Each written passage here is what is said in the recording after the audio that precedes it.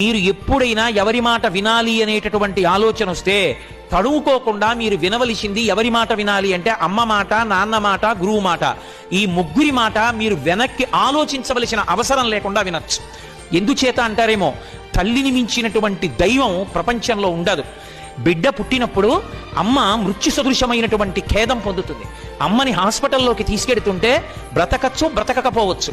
ఒక్కొక్కసారి అసలు ప్రమాదకరమైన సంఘటన జరిగితే బిడ్డ పుట్టి తల్లి చచ్చిపోవచ్చు.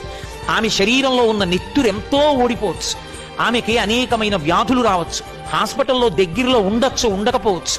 అయినా సరే ఏ తల్లి అయినా సరే బిడ్డల్ని కనడాన్ని అంగీకరిస్తుంది. కన్న బిడ్డలకి పాలిచ్చి పెంచి పెద్ద చేస్తుంది. ఆ పిల్లవాడికి జ్వరం వస్తే తాను ఉపవాసం ఉంటుంది, తాను వ్రతం చేస్తుంది.